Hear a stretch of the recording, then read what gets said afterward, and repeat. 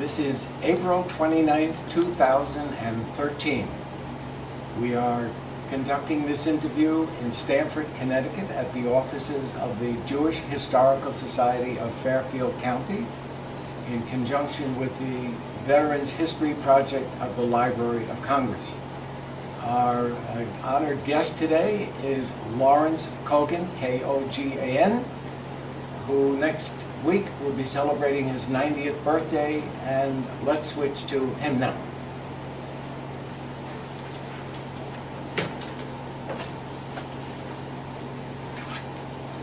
So Lawrence? Yes. Happy birthday again for next week. Okay, what we'd like to do today is elicit from you a little history about yourself, and then you'll move into your military history. So tell us like where you were born, what your parents did, and so forth, a little background. I was born in the Williamsburg section of Brooklyn.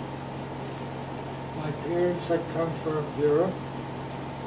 They were there a while. They weren't, my parents, they weren't married, they didn't know each other. I think they got married in 1929. No? Not if you're going to be 90. No. My father came from Russia, and my mother came from Romania, and the families were united because of two sisters. One of them was my grandmother, and then on the other side, the other grandmother, they were sisters. So both families were united. And my uncle at that time said that if Tilly doesn't marry Max, I'll throw myself off the roof, because the marriage would unite the families, which my Uncle Sam was anxious to do. And so they got married. And they had me. In 1923, I was born.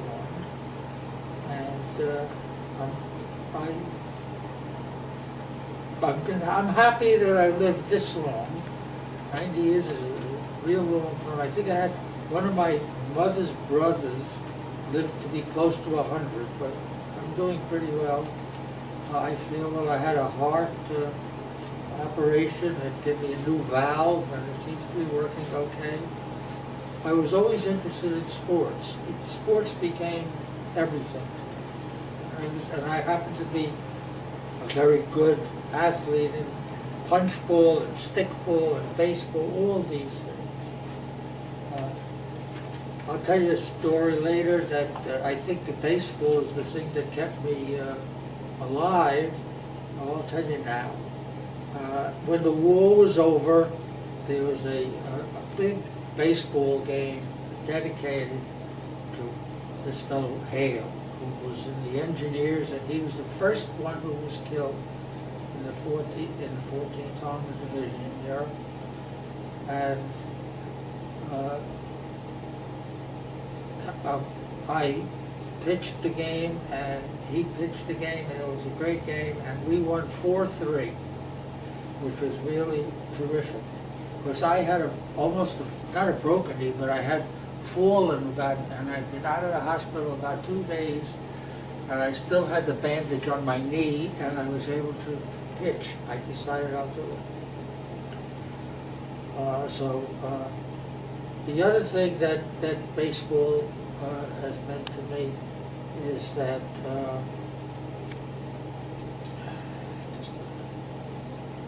gotta find myself.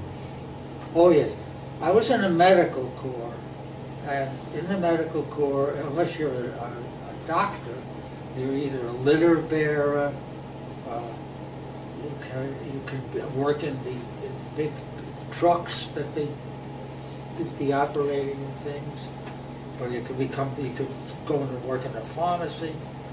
So and what they would do, rotate you. So when the war was over, I asked my captain, why is it my name never came up to be a litter bearer?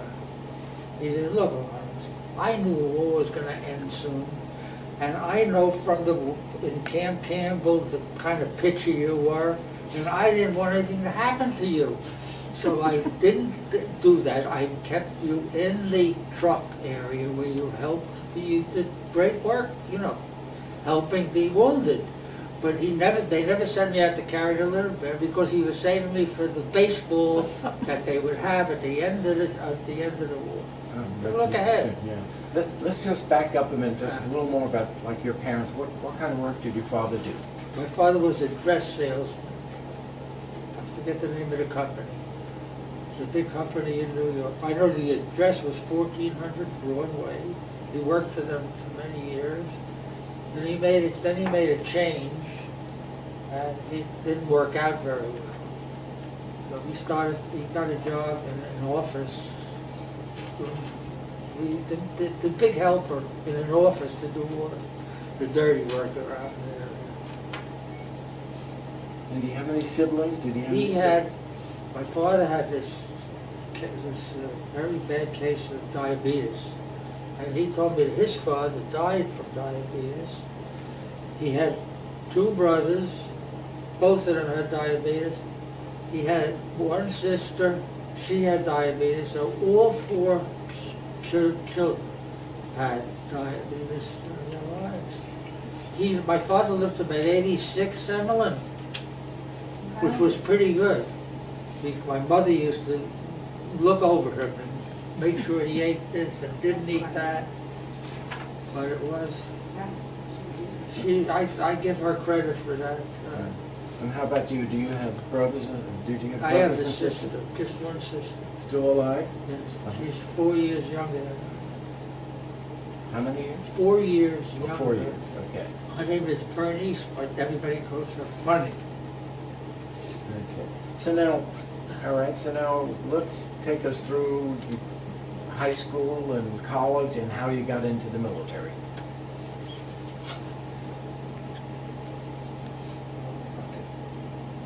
What do you want to do with that one? We moved to my grandfather had an a little house with 4 different units, and his 3 daughters lived there, and he lived there with my grandmother. So he finally decided that would be the best thing to do. So he doesn't have to worry about where we are. And he was a tailor. He did pretty well. I had become this delivery boy, and I used to make a nickel here and a nickel there. I bought a typewriter, I bought a bicycle. But my mother had lived with her 2 sisters, different apartments, and my grandfather and my grandmother in the other. I'm not sure. Where did you go to school, and then college, and then the Army? That's the sequence we want to find out. I went to PS1 Public School 164, which is in the Borough Park section of Brooklyn, and my mother had gone there too. I think I did pretty well in school. And then when I got out of the 6th grade, I went to 7th.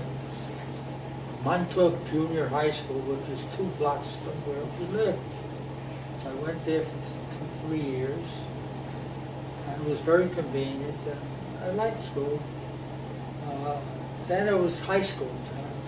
I went to New Utrecht High School. And that's where I met Jack Carter, the actor. So I had a lot of friends that I knew for a long time. Some of them were in my unit in the Army too. Did you play baseball with New Utrecht? No. I played mostly stickball on the streets. Yes. Yeah. Which I liked. I was the captain of the team. Okay, so when you graduated New Utrecht, when I graduated New Utrecht, I decided, since there was no money, so I had to go to, an inexpensive college, which was Brooklyn College.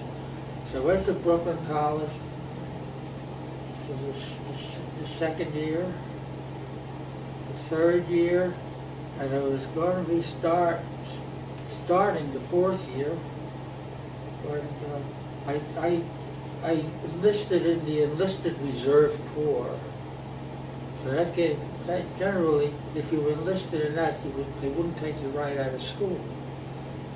But lo and behold, with about 10 credits needed, they took me out, and there were 90 of us in the enlisted reserve corps.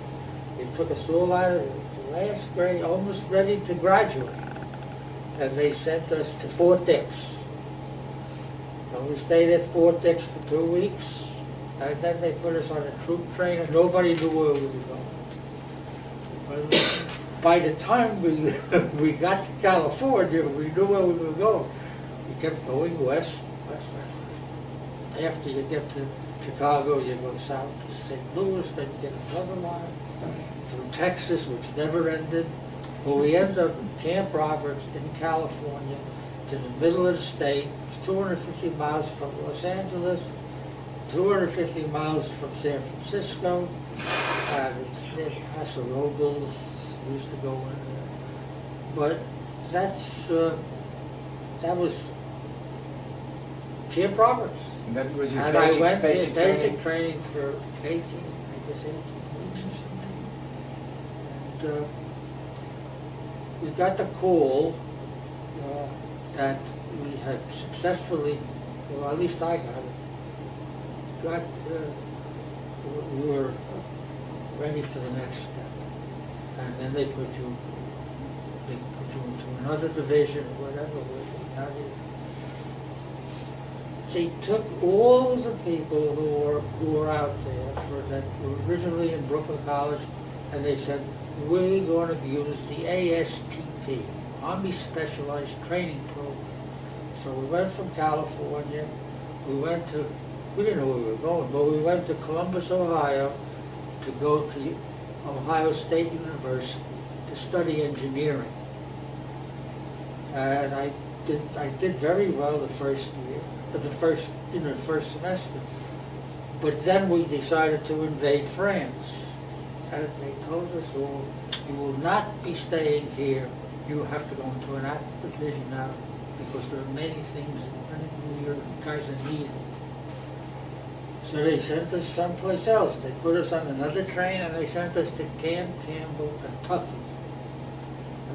That's what this is. An armored division. That is the patch that signifies the armored division. So that's, and then as I mentioned to you, that I was able to talk myself into the medics, and I did a good job. I helped myself with many things. Now, in the course of your early days in the Army and basic and so forth, were you ever subjected or sense any degree of anti-Semitism? A lot. There's a lot of it. But at Fort Dix is the worst. They had a sergeant lied at. And one day he found that we weren't picking up properly, or whatever. And he asked one of the guys, what the hell's going on? And the guy said his name. He asked him his name. He said, Shapiro. He says, Shapiro, Brooklyn. Arr.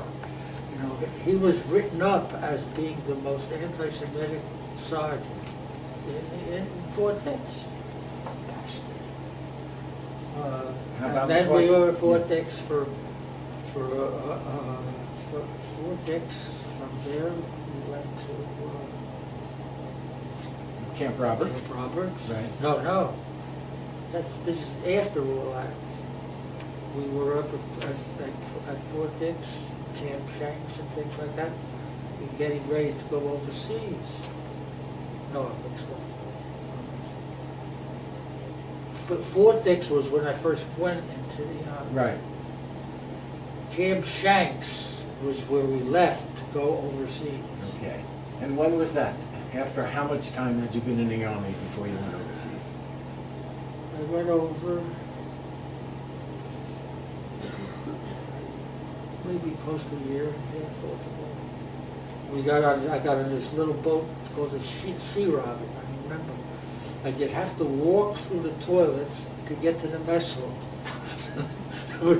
Stupid setup. So we went overseas and landed in Marseille.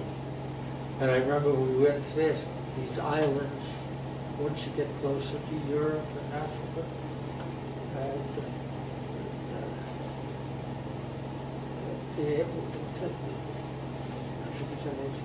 the Azores, the Azore Islands. I saw them. I said, "Oh, those got to be the Azores," because I moved my stamps and I knew geography. And then we went through the Strait of Gibraltar.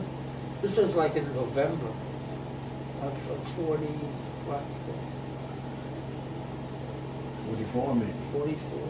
Yeah. And we lay there in Marseille, and then we walked, actually from Marseille, all the way up to Haguenau, which is, it's halfway up the Rhone River, whichever it is. And from there we turned and we went into Germany, southern Germany, Bavaria. Now, at what point did you encounter combat activity? As soon as we got into Germany. That's my best friend at Seymour Hayden lost his leg in an attack. This guy's a pianist, delicate, everything else. To put a guy like that in a tank attack. We still see him once a year now. But then when we got to Marseille, then we had to go. We went north and entered Germany, and I ended up in Munich. Okay, so fill us in with what you did, from the time you arrived in Marseille till the end of the war and so forth. Well, there was one movement ahead, and we went across the Rhine River. And you know when I don't remember the time.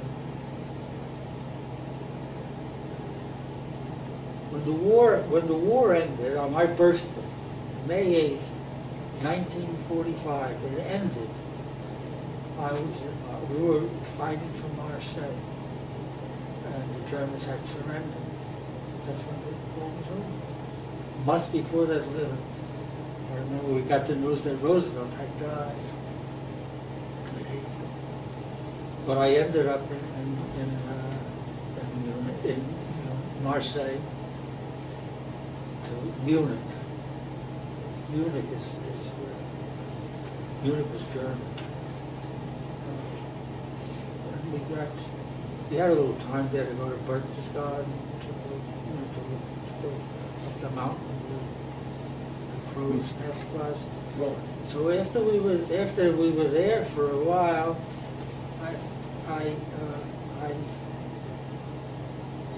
they said I was able to go to school for 3 months in England. This was after the war? Yeah. And why did they send you to England? They thought I'd benefit by rest and recreation, and I could finish up my master's. I only needed 10 credits to get my bachelor's degree when they took me out in that December. So I needed 10 more credits to graduate. So maybe they looked these things over, and they figured I'll send me to school for 3 months. So I took microbiology. I was telling you about that. Microbiology, human geography, and art appreciation. So I took those, and that was about 3 months or 6 months, and then I went, and they had to go back for my unit. There was a time going into, when I went away for the 3 months from unit, I came back looking for my 14th Armored Division.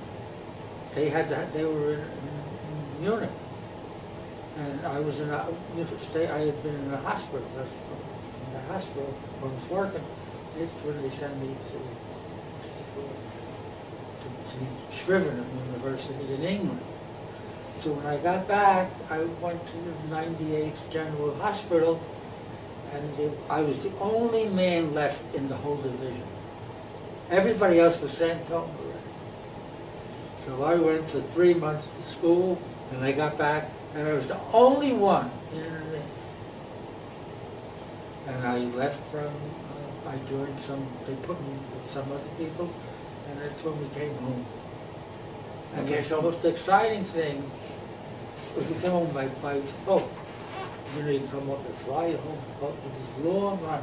The most exciting thing that ever happened in my life, and this had nothing to do with getting married, is that when that ship went by the Statue of Liberty, and you could almost touch it.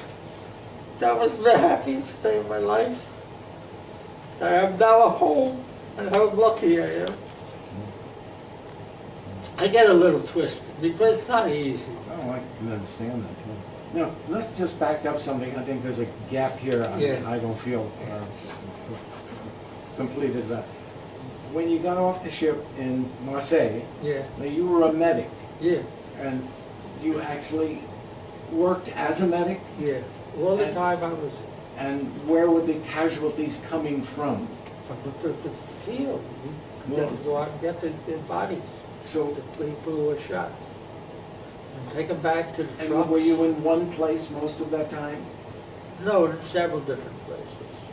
Because we were always making progress ahead. So what battles, for example, maybe you can recall that generated the most casualties that impacted your duties?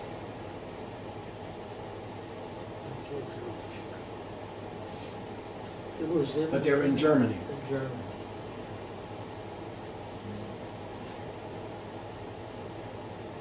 Well, we had invaded Germany long before.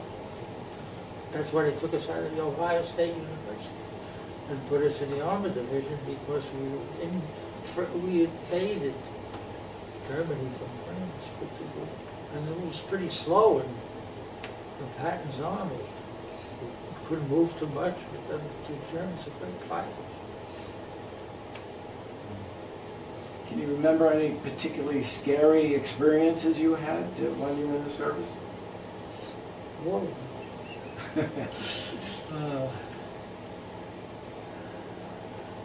Well, I didn't see it, but the one thing that I remember very much is the fact that when we go on guard duty and you walk around the barracks and walk around, you can go out of your mind walking around for 6 hours. So I decided this is a good time for me to learn the 50 states. So I used to say Maine, New Hampshire for each step. And I was able to do it, and I timed myself, I got it down to under a minute. I could probably do it now. Maine, New Hampshire, Vermont, New York, New Jersey, Pennsylvania, Massachusetts, Connecticut, Rhode Island, Maryland, Delaware, Virginia, West Virginia, North Carolina, South Carolina, Georgia, Florida, Alabama, Mississippi, Louisiana, Texas, Oklahoma, New Mexico, Arizona, California, Oregon, Washington, Idaho, Montana, Wyoming, North Dakota, South Dakota, Minnesota, Wisconsin, Michigan, Ohio, Indiana, Illinois, Iowa, Missouri, Kentucky, Tennessee, Kansas, Arkansas, Nebraska, Hawaii, and I can see you have like a map of the U.S. and you're working that map as you yeah, go. but that's what I did. Yes. That was the most dangerous. No. When the war was over, the German people, they behaved. I mean, they didn't fool around. They knew they lost the war, and they showed us respect. Did any of the German people you met know you were Jewish? Sure. What was their reaction? They wanted me to marry their daughter.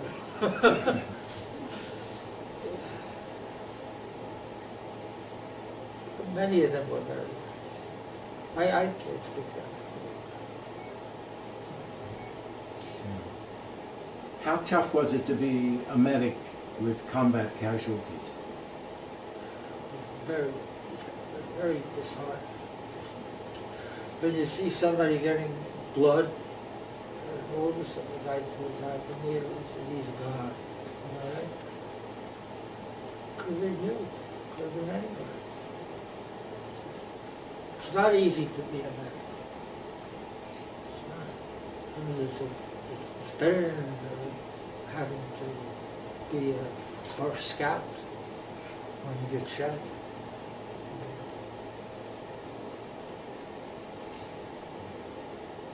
Well, the war was almost over by the time. We were going like crazy with Patton's armies. After Roosevelt died, there was just a few weeks to war. On my birthday, May 8th. Do you think they planned it that way? I think. To coincide with your birthday? No, but it makes me feel good. I almost brought another big picture of my father, a picture of him in the centerfold of the New York Daily News, that you see that he's, the war was over, that's celebrated. There's a picture of him. You come to my house after that. And to what extent were you able to maintain contact with any of your former buddies in the Army? We did. You mean after the war ended? Yes. Yeah, we all went back to 41st. I knew these boys, I grew up with them. So I looked them, one of them lived right next door, and we got in touch with him. And my friend Lester was a musician, and he had a band in Washington. I saw him twice in Washington. So give us a little rundown when you got out of the service. Yeah. As to your career after your work career. I got out of the service, I really didn't know what I would get. They gave you $20 a week. The government gave you $20 for I don't know how many weeks, 56 weeks. So you'd have to go in and sign for it. You got that. And then I had a job in a 2 or 3 hours a day. Around the corner there was a liquor store, and I would help the guy with the liquor and everything. And then I started. It wasn't too long before I started going to my No, I went to school. When I got out of the service, I went to, I heard that Brooklyn College was having their graduation in May. And this was in April. And I didn't need very many credits. I needed 10 credits, then I told. So I found out that they're going to get a graduation, so I went to the dean, and I told the dean, I says, well, why do I have to go back to school again? I got all this geography and everything else. He said, did you take any courses in Europe? I said, so I learned that. I told him I took the art appreciation, microbiology, and what was the third one? And human geography, I said that? Yes, I think so. And art appreciation and microbiology. I had that. He says, oh, that's worth much more than 10 credits. So he says, you'll graduate with the rest of the class in May. So I was able to graduate. I got out of the Army in April. And where did you go to graduate school? Brooklyn College, and then I went for several years to Brooklyn Poly. And that's where I was in, I had all the courses done. I just had the research, and they just couldn't travel. I couldn't go, you couldn't do it at the school. It was that kind of research. So I had to set up in the Bronx, where I was working. I had a job in Fleischman Labs, in the Bronx. So I couldn't do both. Then they moved to Connecticut. So to be in Connecticut and for your work, and to be doing research in Brooklyn, and where did we live? You were living in Brooklyn? I couldn't, but I was working with carcinogens, and I didn't know that. So it's good I stopped with a pipette. I'm glad so I just stopped. And did you use the GI Bill to? Yeah, you did. for the masters. Mm-hmm. And who did you work for the longest stretch thereafter? Fleischman's. Fleischman's? Yeah, Standard Brands. From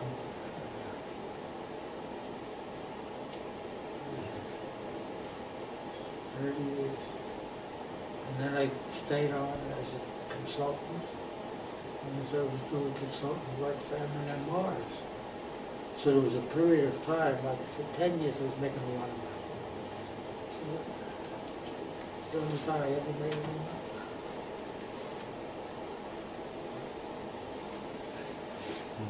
Well, you know, as you look back Yeah. at your life and your Army experiences, Yeah. what stands out most vividly if you have to think about it? Well, if somebody asked me for a quick story, it was I was coming back I was on a truck. We were coming back from an errand we all made, and we come back to our campsite. So I got out of the back of the truck. You know, so I see they're still there. It's not that they didn't go home yet. I got out of the back of the truck. As I was getting out, I fell. And I fell and I hurt my knee bad. So they sent me to the hospital. I was in the hospital for about a week. And the thing that killed me the most was the war was over. They were dedicating Hale Stadium to the first fellow in the engineers who was killed in battle. Okay? My manager, he was dying, that he needed me to pitch. And the other team had a very good pitcher that we played. He was a different part of the division. Maybe the medic, not the medic, maybe the infantry. But we played this game, I pitched with this thing all bound up, but I had a very strong arm, so I was still able to pitch. And we won 4-3. And that was the most exciting thing in my life. Until I met her. But that's something, you know, you make your mind up to something, I can do it. But I was very proud that I did that. You know, I was the one that helped them dedicate the field. Now, you recently earned an award from the Veterans of Foreign Wars.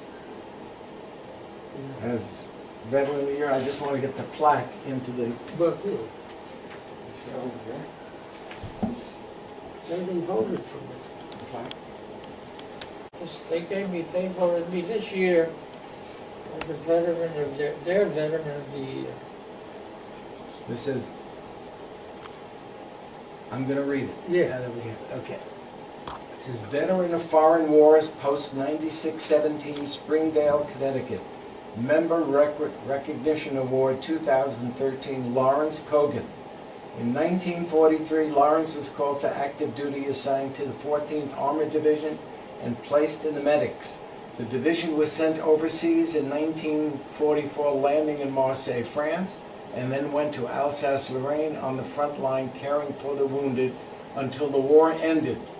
Lawrence was discharged in April 1946 and was awarded the American Campaign Medal, European, African, Middle Eastern Campaign Medal, Good Conduct Medal, and World War II Victory Medal. It's a beautiful plaque. So, I think we've got a pretty good picture of your history. There's something you want to tell us that maybe we forgot to cover, or you feel would like to be in the archives for posterity? Well, I don't know if I want to go in the archives. I got married to somebody else before her, and it turned out that she had a mental disease, dementia precox. And my sister knew somebody, a good lawyer. He got me an annulment. But I was, you know, we didn't hardly know each other at work. But once we got the annulment, there was one fellow that was working. She worked at the same place. He says, "That girl Emmeline, she's got her eyes on you." So then we started to date and we got married. So there's, you know, from something that's bad, something good can turn out. But it was very sad about this girl. She had institutionalized her with a good lawyer, he was able to get her get an annulment. You gotta get the annulment was based on the fact that they deceived me. The parents must have known she was something with her. Now, have you been back to Europe? Yes, with them, we went a few times. We like to go to Amsterdam because my army buddy Seymour, the one I told you, the one who played harpsichord, and they sent this guy to be in a tank. We could try to see him at least once a year. So he comes to Florida part of the year, and sometimes we go to see him there. His name is Seymour Hayden. What was the other part of the question? Have you been back to Europe? Yeah, then we went on a few trips. One was France and England as one trip. We've gone to Italy. We've gone to Israel. Have you been to Marseille? Did you go back to Marseille? I don't think so. If I had a chance of going anywhere, I'd like to go back to Sheridan University. So, she's giving you something. But I wouldn't like to be in the Army again. But in all truth, I don't think I would have had as full a life if I didn't go. I was just a little nothing who played stickball in Brooklyn. And here I changed everything. Well, putting on your hat as a philosopher for the moment, what life lessons could you say maybe you learned from your military service? They're just, the people in the military are not much different than the people that are civilian. They just haven't got it in it. You all have the same feelings, while you're in it. You want to get this over with. You want to get a good meal. I think I would have missed out on a lot of things if I hadn't been in the service. Meaning what? Meaning what? I probably would have been in Brooklyn and gone to school for my PhD and was busy with the children, sending them through college, which we were anyway. But it just added a completely new dimension. Living with the German family, it's just, you see there's other people in the world, not just the ones in the United States.